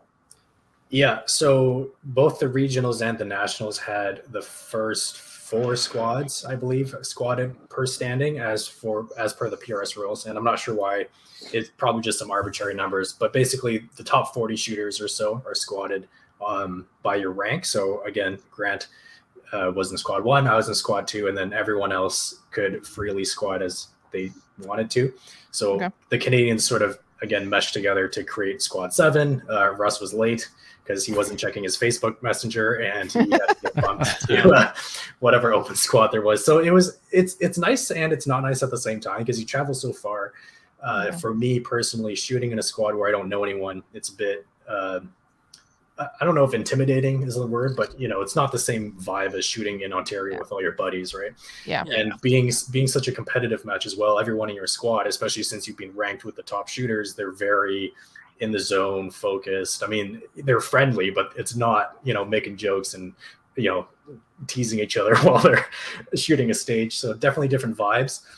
I was also squatted for the regionals match because of my ranking. I was in squad 1 for that. And it was a little bit friendlier because I already knew some shooters because we were in the Northeast division or region, I should say. So what Russ said, there's 9 Canadians, and I believe 3 of us were in production. Russ, is that right? 2 or 3? 2, just me and Dan. 2. Okay, and the rest of us were shooting open. Yeah. Okay, so how did the Canadians do? So specifically, how did you do? So overall, relative to the field, I would say our positions were lower because obviously these are the best of the best getting together to shoot this match. My original goal going into this match was to get top 10%, so roughly top 20. I ended 23rd for the match, so just shy of my goal. But I will say the competitive level at this match was on a whole nother level. If you just dropped 1 point, you would get bumped down like 7 or 8 spots because that's how tight the competition was at the top. Wow. Yeah, very, very tight competition. And what's funny is in terms of how I was shooting, I'm actually very happy with how I shot in Texas. I mean, we're overall a little bit more tired from all the traveling, shooting in a new location. You're not familiar with the winds and whatnot. And on day 1, I will say there was a little bit of luck involved, like anything, that's out in outdoors because field 1, which is what we started on, was much more open, and the distances were generally a little bit further than field 2, which was sheltered by trees with closer distances. And day 1 winds were pretty nuts. I only dropped, I want to say 13 or 14 points day 1, and none of them were due to like a bad position or something. They were mostly wind or whatnot. So I was happy with how I was shooting. Day 2, I shot even better. I only dropped 7 points, and all the stages were out of 10. And my lowest score on day 2 was 9. So I only dropped 1 max on a lot of stages. So overall, I'm happy with how I shot. Ending 23rd, I can't be upset with that, to be honest, because these shooters were just insane. And since I'm sandwiched between squad 1 and squad 3, you hear the scores being called out, and it was rare to hear anyone not clean a stage. Like, these were some really phenomenal shooters in my squads. So it was it was actually really cool. I think there's a lot of talent in the States, obviously, that we don't see in Canada. They have a bigger pool of shooters to be. Yeah, they do. You know, I think Grant Sparling got I want to say 8th or 9th, maybe even higher, maybe 6th for the match, something like that. Yeah, something like that. Okay, top Nice. 10. So that was awesome. Last year he got 2nd, so he's definitely up there. And in terms of seasonal standings, so national standings after the Nationals match, Grant was 2nd overall, and I was 11th. Wow. Wow, good for you! Congratulations. Nice. Congrats. Yeah, thank you. I was very happy with that. Russ, how about you? How are you? So first how'd off, I shoot in the production division, so I'm not actually going head to head with all the people with their like fancy rifles. Next year you will So be. I'm next year I will be. So there were also fewer shooters in the production division to start with. So out of the 190 something, only 20 were shooting production. And my goal going in was pretty low. I didn't want to like finish last. That was kind of my goal. That's my and goal. I figured, look, somebody's going to have a rifle fail or something, so somebody's going to finish last. Hopefully, it's not me, right? But I exceeded my goal. No, That's good. I ended up finishing 9th out of the 20. Good for you. I'm Nice. definitely Nice. happy Great. with how I shot. What was really impressive to me was that the top production shooters were actually seriously in the running in the overall standings. Like I think they finished like 3rd or something like that. Oh, wow. Or 4th. Like the top production shooters were like right up near the top. Wow. So I was not in that league. My the way I look at how did I do, one is sort of like hit percentage, like of the total targets, how many did you miss? But then I really look at like how many stupid mistakes did I make? Yeah. Things that had nothing to do with wind or whatever. It's like, dude, you shot at the wrong target, or like, you held the wrong elevation, or like things that I should be smarter. I only made 4 of those mistakes on day 1, and I made none of those mistakes on day 2. Nice. So to me, that's a good match. Nice. I will say, sorry to butt in, but those mental mistakes that you talk about are like, they seem so silly when you're talking about them after the fact, but when you're shooting a stage in the zone, your brain function is at like 5% of its normal capacity. So that's where all the little mistakes trickle in. And I spent basically the entire spring really focusing on eliminating all those silly mistakes. And a lot of the success I had in the season was because I worked to kill those mental mistakes. So that's what Russ is talking about for sure. Mental Yeah, those are the ones I focus on. Absolutely. Basically, they're free to fix, right? Like you don't need to buy better ammo or better gear. Like, just fix yourself. It's free, right? Yeah. So overall, for the match, I ended up in 9th, and for the season, I ended up in 6th. Great. Congratulations. That's awesome. Right on. That's awesome. So overall, the experience, a really good experience for you guys. Oh yeah. Yeah. Absolutely. Nice. Look forward to doing it again next year. Open versus production question for you guys. You mentioned that there were like 30 spots for open people and like 3 for production people. Is there that much of a difference between the numbers in open versus production? Yeah, Yeah, surprisingly so. I think it's also because once you get more into this sport, I don't want to say you can, I mean, to a certain extent, you can buy points like anything else, but if you just like gear, you're probably going to upgrade, right? So a lot of the top shooters, Which we all do.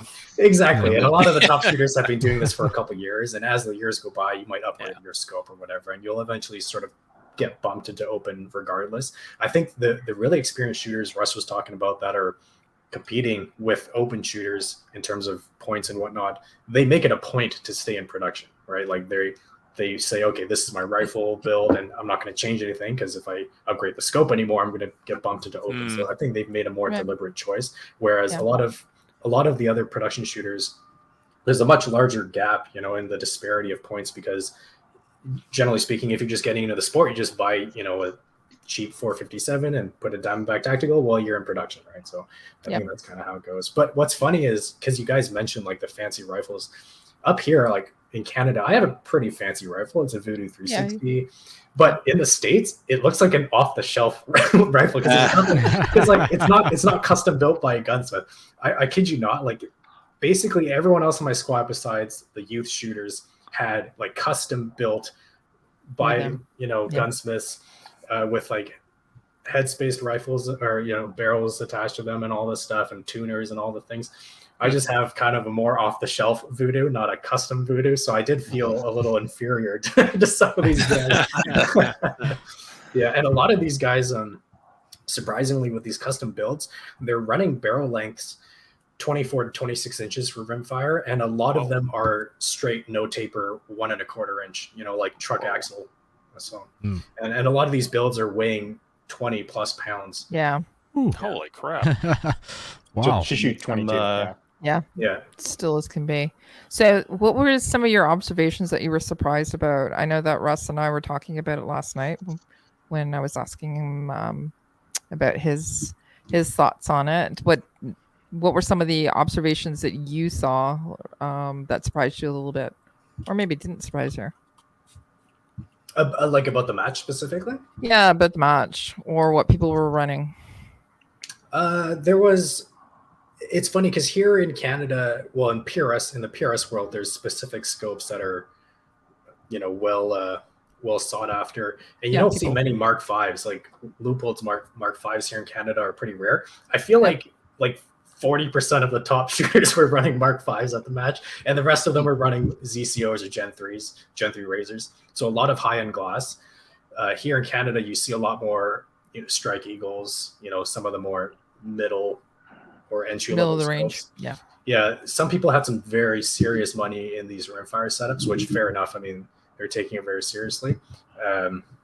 And I won't lie, after the match I got back, I contacted a gunsmith, which will remain a surprise, but I am getting a custom Voodoo built because I was like, dang, this is where it's at. And I was talking to some guys. A lot of shooters were also running barrel tuners, which was it's not surprising because the tuna cam from Red Knob here in Canada is very popular, but the EC tuner and the ATS tuner, I think it's called, like 80% of the custom builds had the tuners on them on the rifle, on the firing line as well. In terms of the match itself, the format was what we expected in terms of small target sizes, anywhere from, I think John Gingrich measured it because he has a reticle to measure them when spotting, but he said the smallest was about half MOA, so that's really small, up to 0.8 MRAD. Sorry, I'm switching units on you, but what is that, like about 3 MOA is sort of the regular size we saw, so 0.5 to 4. And what was really interesting was any target beyond 200 yards, I felt like it was a target size we were used to, but it was actually the closer targets inwards of 200 yards that were very, very small. So your wind call had to be spot on, or else you're going to get pushed off one side or the other, which also goes hand in hand with the fact that you have to have really good drop data. So you have to have good dope, because if you miss, you can't be questioning if it's your dope or if it's the wind. You have to have that perfect trigger squeeze to know if you miss, it's just the wind, right? That's how you're going to correct on it. Because if it's anything else, there's too many variables for you to do well at a match like this. I had a question about the format. You mentioned 10 rounds per stage. There's a set time and positions, correct? Yes, that's right. Stage briefings? Yeah, so each stage has a very specific set of targets and target acquisition order you have to do. And within the target acquisition order, there might be different positions you have to shoot from as well, from varying barricades. Now, what was also kind of strange, Russ, you can chime in on this as well if you found it as strange, but all our matches for PRS up north here was 1:45, so 105-second par time. And subconsciously you get used to running stages in 105 part time. Like, when you're running out of time, you can sort of judge it mentally. But for some reason, this Nationals match was 2-minute part time, so you had an extra 50 seconds, which is strange because to me, if anything, it should have been like 90 seconds to give you even more pressure. But I think what they were doing was they really wanted to focus on the small targets and give you the opportunity to get really stable and focus on making those good hits. But I think so that was their separation factor they used to separate the top shooters. They used really small targets, whereas here it's sort of a mix of really good time management and target sizes with transitions and such. So it was a different style of match. And what I found was a lot of shooters that were used to the 1 minute 45 were rushing through the stages initially because we felt like we were running out of time. When you would finish the stage and you have like 30 seconds left. Yeah, start getting that little anxiety going. Go. And so we quickly learned to start taking our time. You can get a little bit more stable, which you needed for such small targets and whatnot. But as a shooter, you have to be aware of the type of match and type of stage you're shooting and be able to adjust accordingly. Yeah. Maybe it might be something to think about to start switching that up as well up here as well. Just give you a little bit extra time, smaller targets. Maybe I'd rather go faster. Same. Go a shorter time, and then when you get to nationals, then you have all the time in the world. You feel like. Yeah. Well, for next year it might be different. Yeah, I did have a question. It leads into the difference of time, but you were mentioning different targets and support, like the different distances and that. Do you think with the longer distance and the less stable supports that it helped you when you went down there? And yes or no, how is that going to change for next season when you guys are putting on matches, and how are you going to do things differently or not? I was just going to quickly say, I think like what I mentioned, since their barricades are a lot more stable and you had the extra time, you could really get steady on a lot of these barricades, where the wobblier barricades up here with the slightly larger target sizes in general, I think the difficulty sort of evens out in a sense, like, again, you have to be able to adjust. And I feel like Adam isn't going to change his matches, which I don't think he should. I honestly think his matches are really good preparation for what you'll see in the States. And as you shoot some of the matches in the States, you'll get a feel for their differences. But it's nice because it's not always the same thing, right? Depending on what venue you're shooting, it'll be a different experience. Is there anything that you would do differently in order to practice for it? Like, for example, do more know your limits targets out at certain distances or anything like that? I know Steve Borsellino, he has a farm he can practice on easily, and he purposely put out smaller targets leading up to the Nationals, and he said it really helped him. Since I don't have a private property to do that, it's hard to say. My matches are practice for the next match. During the season, I'm shooting a match a week basically, so there's not really I could do to change anything. It depends. I mean, if you really wanted to concentrate on the U.S. matches, you could just shoot more stateside matches, I guess. Yeah. I've been out with Steve a few times at the farm, and it definitely helps. Like his approach is, we're going to put a 2-inch target out at 140 yards, and we're going to have a really wobbly barricade for you to shoot from, and that certainly helped. However, my experience of getting down to U.S. matches that had nice, solid, stable barricades was a bit different from Matt's, and it's partly because I'm shooting production, and I can't get a rifle that will balance.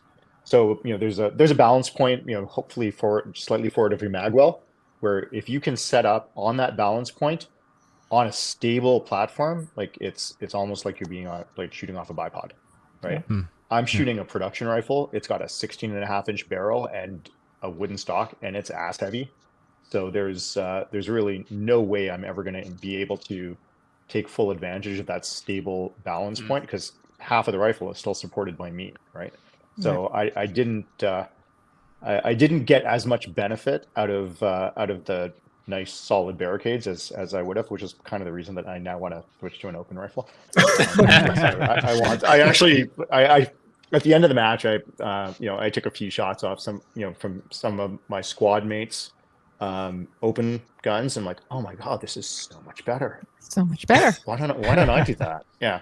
So why don't we talk about why don't we talk about what you were actually running? So, Russ, what were you shooting? What optics were you Okay. using? And then I know Matt was shooting. Yeah, we'll still talk to him about that. Yeah. Yeah. So for this season, I put together a CZ457 Pro Varmint. It's it has the 16.5-inch barrel. It does not have the match chamber, and its MSRP is like 679 US. And on top of that, I've got a Vortex Venom, which is 699 US. So I'm at like 1380. So I'm safely under the MSRP limit. And then in terms of like the other accessories that go on it, I've got like a Area 419 Arca rail on it, and all the attachment bags and all of that kind of fun stuff. Right. Those aren't restricted in the production division, at least in the US. Okay, cool. What was everybody else? So open, what was the majority that you were seeing on the line? Lots of Voodoos. It was actually funny because at the ceremony after the match, Voodoo was the main sponsor, and they said, "Hey, if you're shooting a Voodoo, put up your hand." And I'm not even kidding; like 60% of the shooters put up their hand. Really? Tons of Voodoos. I would say for every Voodoo, for every like 10 Voodoos, there may be like 1 or 2 Rimex. So those are still very common. But here in Canada, like 80% of the firing line is a 457 or some variant of it. A lot less in the States. Okay. At least at that level match. I think all of the top production shooters at the Texas match were shooting 457s. Like every one of them. Nice. What were you running for an optic, Matt? Oh, so funny story. I had put it in order for a Razor Gen 3 like in June or July, and Vortex Canada only got it to me a week before Nationals. And as the saying goes, you should never switch, your equipment before a match. Well, I don't follow that saying, so I decided to put the Razor Gen 3 on the rifle, and it worked out nicely. The glass is really nice. I came from shooting in Minox LR, so it's sort of their cheaper version of the ZP5. And the Razor Gen 3 does have better glass on that, and I also like the reticle more. So that's why I decided to use the new scope, because I was already familiar with the EBR reticle, and I really liked it. And again, there was a lot of other Razor Gen 3s on the line, and a very common complaint I heard about it though was that elevation turret is really stiff to turn. And is that true? A lot of shooters are sending them back to Vortex, and they will fix them, but it's just unfortunate that they didn't send them out, the way people like it already. I don't know why it's so stiff, to be honest, because in all their marketing material, they're saying, "Oh, it was tested by all these competition shooters," but all the competition shooters I've spoken to don't like the elevation turret. So that's just because they spoke to them doesn't mean they fixed it. Yeah, they checked it out. They all hated it, and we're just eliminating that line from the marketing material. Yeah. So I know for a fact, like Grant Sparling, who also shoots a Razor Gen 3, in the off season, he's going to send his back to Vortex, and I plan to as well. Okay. Because there's 2 issues with it. First off, the turret's way too stiff. So if you're dialing a lot, like it feels like it slows you down, and your fingers actually hurt. Like that's how stiff it is. And the second issue with it is it's a locking turret, so it moves up and down. In the up position, it's unlocked, so you can turn it. But since it's so stiff, when you're turning it, you tend to push down, and it'll eventually lock itself while you're turning, which is obviously not ideal. And what's weird is on the Strike Eagle, there's sort of a detent, like you can hear it click up and down. On the Gen 3, it's like this mushy sort of thing going on, so it's not ideal. You can actually ask Vortex to delete the locking part of it, so it'll just be a regular turret, and I might do that as well. Awesome. Okay, guys. Any more questions for our amazing Canadian shooters that went down and kicked ass? No, thanks for kicking ass. No. Yeah. Good job, guys. Yeah, good job, guys. So before we go, Russ, do you want to tell everybody about where they can find you? Where can they find you? Where can they find me? Do you want to promote anything? Well, let's talk about a couple of things. So one, the easiest and best way to get started in precision rimfire is through ORPS, Outlaw Rimfire Precision Series. And that's part of the CRPS organization, but whatever. ORPS matches are usually half a day. There's 5 stages. They're short distances. Targets are routinely at like 25, 50, 75, and 100 yards. So you do not have to memorize a whole lot of ballistic data. You can pretty much bring whatever 22 rifle you have, preferably with a detachable magazine, and just about any scope, and you can have a good time. And so I'm one of the many match directors across the country. I run matches at Lower Trent Valley Fishing Game, which is just 2 hours east of Toronto. But you should be able to find a match near you, just about All over Canada. wherever you Yeah. are. I don't know how many clubs are running ORPS matches, but there are more and more. And there's a season standing that's kept, so you can see how your scores stack up against all of the other shooters across the country. You're all shooting the same course of fire, the 5 stages with you're shooting the same match against everybody else in all of your various locations. So that's tons of fun. Great way to get started. Okay, You do not need to invest in a whole lot of gear. So if people do have questions for you, I know that you have a special email for yourself. What is it? It is orps@ltvfg.ca. Cool. Nice. All right, Matt. Where can people find you? All over the place. I know that. Yeah, my main outlet, I guess, is my YouTube channel, which is Womfat, which is like wombats with an F, stands for wombats are fat. Abbreviated version. Same username or whatever on Instagram. And if you shoot a maple seed at Stittsville, I usually try my best to make it out, say hi. So. Yeah, thank you for taking all our pictures this year. That was a lot of fun. I might try and do that again next year if I can. Okay. But the other thing too, I just want to promote a video that Matt recently produced, and it was on packing for a competition and flying with it. So go over to the YouTube channel and check that out, and we'll put that in the comments field as well. So awesome. Cool. Thanks, guys. Thanks, guys. Thanks, guys. Thank you. Merry Christmas. Thanks for all the prep Merry that we Christmas. did for tonight as well. Merry Christmas. Merry Christmas, guys. All right, Merry Christmas. All right. Everyone. Good night. Thanks. Bye. Bye, guys. Thanks again to Matt and Russ for coming on to talk to us about their match and the experience of traveling to the U.S. and back. Thanks, guys. We'll get into listener feedback. We do not have any emails to read this evening. Well, that's a disappointment. No, we don't. No. On our website, we have a Cabela's link, and we have an affiliate link. So if you purchase something through Cabela's, we'll talk about it on the show. And our website is Slamfire Radio at slamfireradio.com. Slamfire Radio. That's Slamfire. At gmail.com. That would be the email address. Website. Yeah. Website is Slamfire Radio. Slamfire Radio. Yeah. All right. Sorry. Yeah.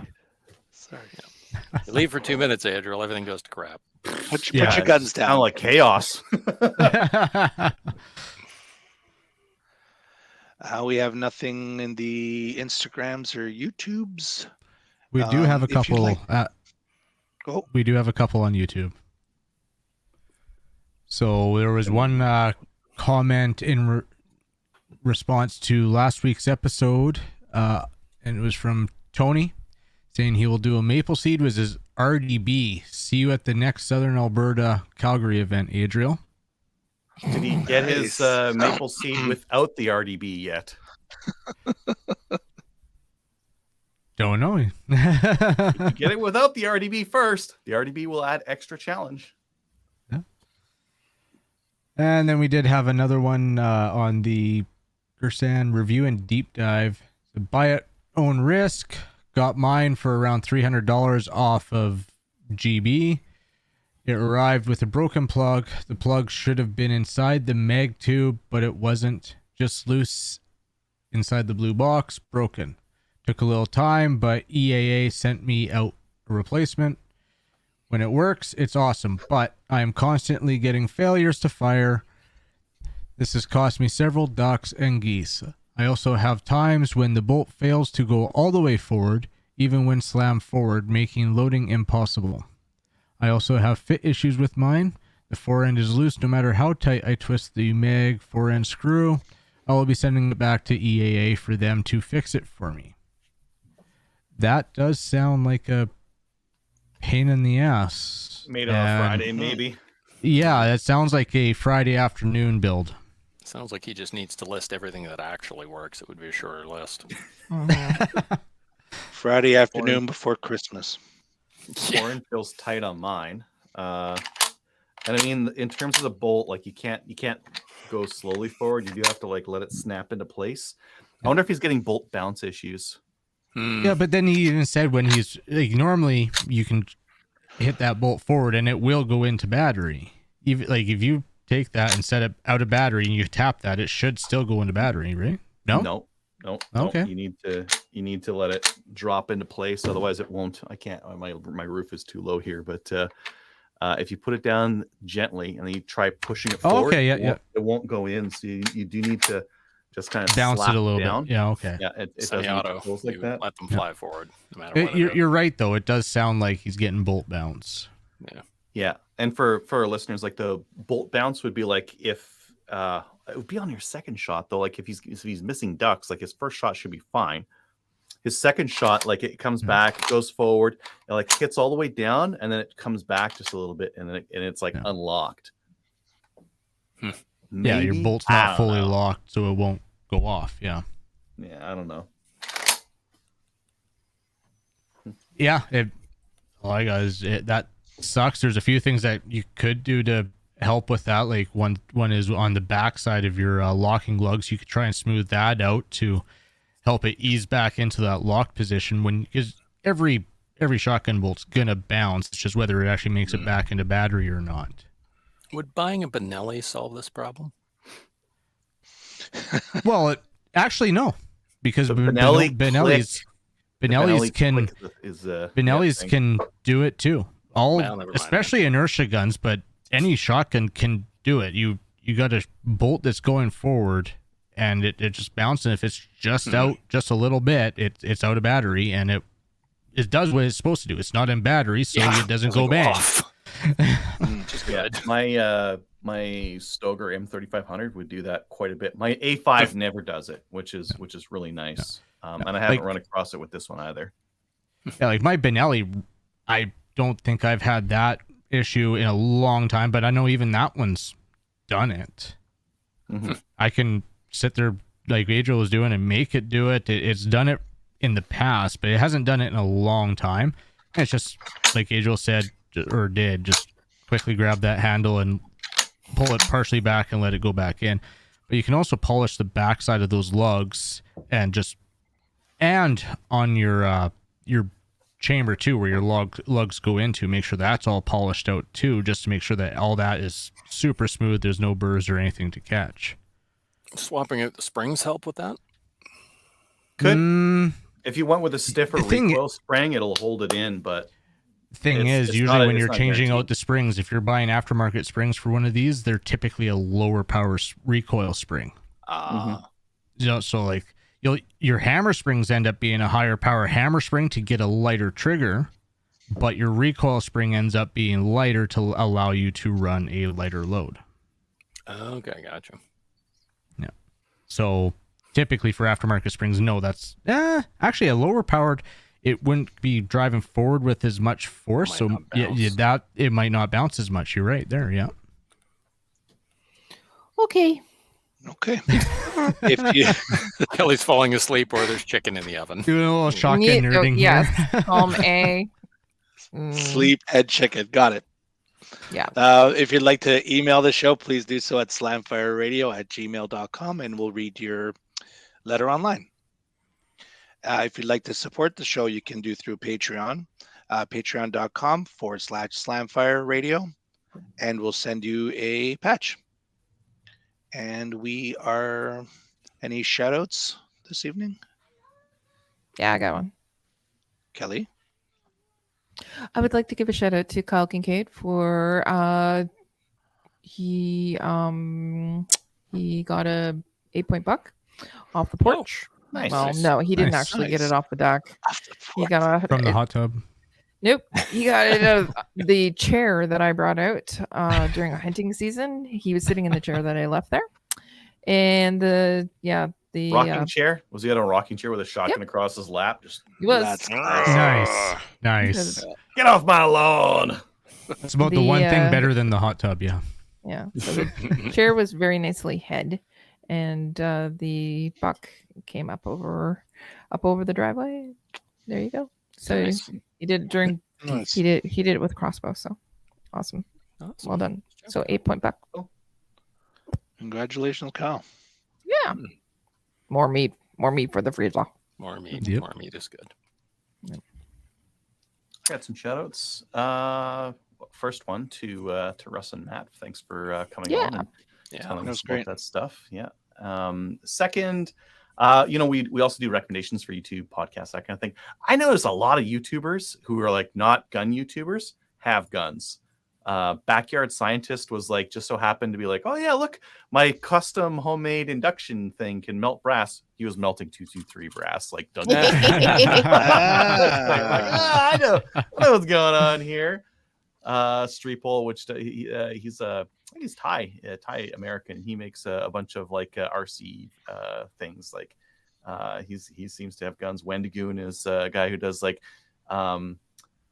what would you call it, like folk tales and that kind of thing. He was doing one on, I was on a shooting, and he's like, and they had a rifle just like this it could look like this. It was like that's what it was. Like out or something like that. And then the last recommendation, Ian put out a video on the Alberta the announcement that they made. So like his video is not maximum caution, but like caution, like a good lawyer will like caution to you to like where the risks are with something. So he like, I think he did a really good job of like laying out where the risks are with that, and kind of where he would recommend people do things as a lawyer. Which is good. Yeah, he did a good job with that. Yeah. If you don't follow Runkle the Bailey, you should follow him. He is freaking. He's just a really nice guy. Super cool dude. And his videos are awesome. And he talks about not just gun stuff, he talks about all kinds of stuff. Cool. I have a shout out, but anybody else? No? Yes, go ahead. Okay. Shout out the listeners for listening to us this year, and I guess we'll see you guys next year. Yeah, we haven't done the announcement yet. That's an awesome one. Yeah, we did it right at the start. No, I not said really. double special episode, and you guys all ripped my head off. So like, It was with we mentioned it in the introduction. Well, not really, because it was convoluted. and it turned out to be a double special episode. So We will not be on next week. There, plain simple. Yeah. We're taking next week off. Come and join us on Thursday in January. Because we'll be 5th, I back. think. 5th, 4th, The 6th. Thursday in January, yes. The Thursday. Every Thursday in Which will January. be January 5th. Same January bad 5th. time, same There we bad go. channel. Right. Flip your calendar. Hopefully, it has one more month left, and then it's right at the top. What? No, I'm on the last month of my calendar.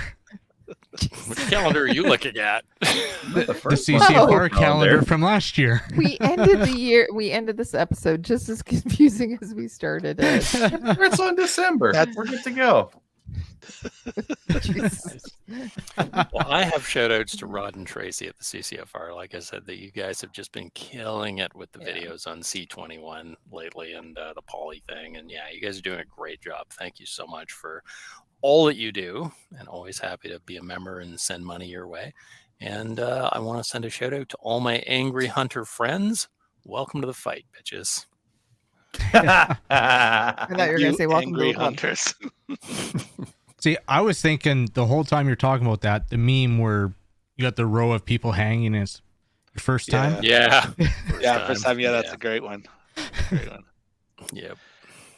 And I have no shout outs because it probably would be confusing. So I'm sorry. move us along. Being mean, aren't I?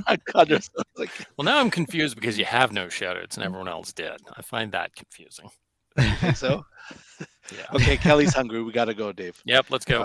Go. Check us out on Gunners Out of Canada. Like us on Facebook. Give us a review on Facebook. Join the CCFR. Very, very important. And see you next week. And happy holidays and Merry Christmas. no. See you No, we won't see you next week. We'll see you next Next year. Oh, Next next year. year. Next year. Oh. See, I confused again. Yes. Next year. Right off the Next year. rails. Merry Christmas, everybody, and whatever you celebrate this time of year, I hope it's awesome, and you and your family and Happy your friends have a Hanukkah. safe and fun. Happy Eid, etc. Happy etc. Festivus. Festivus Merry for the rest Christmas, of us. happy holidays, happy New Year. 3 hours to Festivus.